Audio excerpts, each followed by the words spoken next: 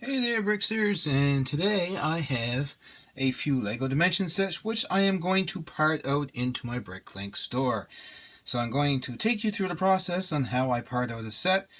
We're just going to do one, this one here, I think, with the Unikitty.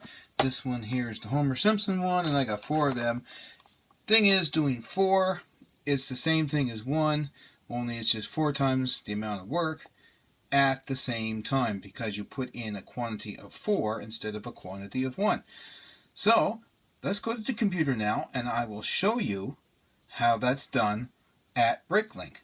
Okay, so we are at bricklink.com and I'm going to add in some inventory parts now. Now I already did the one for the Unikitty, so I'm going to show you how to do the one for 4 times the parts because I got 4 of the same set. So we go into my store, part out. Now right here, set number, and it is 71202, and quantity of sets is 4. Parts and whole minifigs because Homer is in there and I want to sell him as a whole minifig. So condition is new. Enter my own prices. You certainly can, or you can go with the last 6 months sales average. That's generally what I do, and then I can change them afterwards. Default bulk to 1. That's okay. Remarks. That's where you put your number for your bin or wherever you store your items. Let me see, and that will be it. Leave that on consolidate and you hit submit down at the bottom for edit.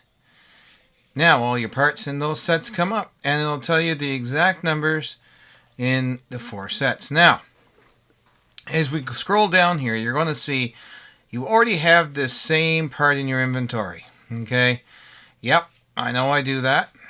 This one I don't, you see, and this one I do. So any of those you want to go through and do them first if you're adding parts to your store. Likewise there. One more down here and down here. So I don't think there's any more. No. So we'll just go back up here to the first one. Go to View Inventory Detail. And we'll go to Remarks, M5. Okay. So that means it's in bin number M5. So I want to put M5 there. Okay. Then take that part out of the container that I got all the 4 sets in and put it in my bin number M5. The same as this one here. That one is on die pad generic. So I'm just going to go copy and paste because that's the easiest thing to do. And then this way, when you go at the end and have all your parts added in and you go verify items, it will come up and it'll say this part you already have, we will consolidate it to the other ones, and you say yes, and I'll show you this after, and it'll automatically take the 8 that are here and add them to the ones that I have under one listing, and you won't have a ton of the same thing over and over again, and it will either keep the price that you had on them here, or it will update it to a new price. So, or you can go back and change the price, and you only have the one item to look at in your inventory. Now I know what the price is. I have set already for the other ones, the previous ones. It is not 46 cents like it has here because this is the average. We'll see when I go through and update what it will pick them as. It may say update it or keep your current price or whatever, and you can change the price, so it's no big deal. Okay, so I'm going to go through, add all these parts into my bins, and I'll see you in a few minutes when I come back to verify the items. Now, before I go, these ones we already know. They're going in bin number M5. So I will go through and get all these other items as well that have to be added to their bins before I go and add new parts, and then I will start at the top and go down step by step, or each part by each part. Take them out of the containers and put them in the bins. If it's a part that has not been added to a bin before, like it's a new part for me, then I put it in a new bin and start a new number under the remarks. Some I'll double up on just to save space, as long as they're not too close to the same part. So we will just go from there. So like I'm going to go back to the original. That one didn't take because I didn't add it. It's okay. So this one here is a new part, and I have 8 of them. I will add them into bin number. So I'll have to put that in a medium bin. Well, let's just say this one here is a new part, and I got 8 of them. They'll definitely go in. So they would probably go into bin number 107, because that's my next free bin number. Okay, and I just keep working upwards, and if I do sell a part, I leave it open, and then I can put something in that bin later on down the road. But anyway, when I come back to go to here to verify items, I'll catch up with you in just a bit. Okay, so what we're going to do is we are going to bust this bad boy open, put all the parts in the instructions in that bin, and then we will be able to sort them out into our proper bins from here on in. Remember, we put the bin number into our remarks so we would know where to find it. Now we can get rid of the garbage. We can take our bin here and put them in the appropriate bin for our store. So here's basically how I store my parts in my store.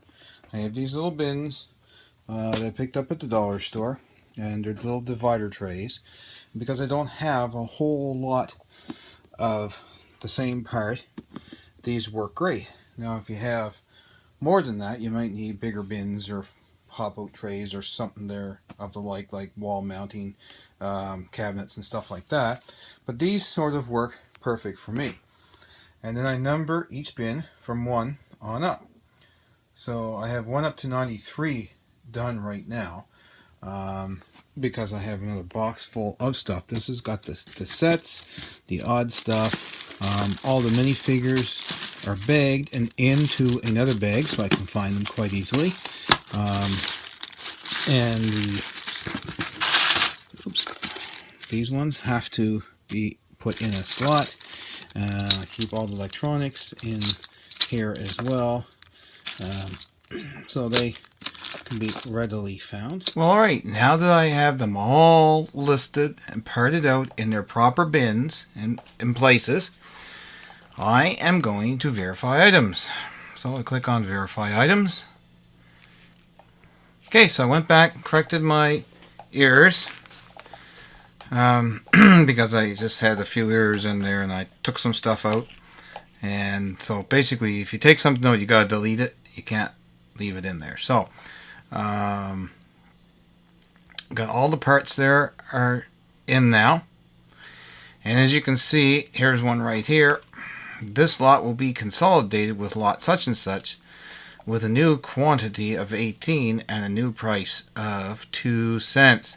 So that means before I had them at a different price, and they are going to come up as 2 cents now. But I can change it to whatever I want, you know, and change it to whatever I want, and that's fine. Let me see. Yeah, I can always change that, see, if I want to, because I don't remember what the price is that I had of the other ones. Or if I want to leave them the same, that's fine too. So, anyway, we go down the bottom and we say upload items. Kaboom. Done. Now, view my updated inventory. So I can go in there and I can see. So I can go into here because I know there is a few things here that didn't work out because, okay, so what I got to do is I got to add 5 to that. So 8 and 5 is 13. And then I'm going to delete this one, okay, because that's the one I don't want.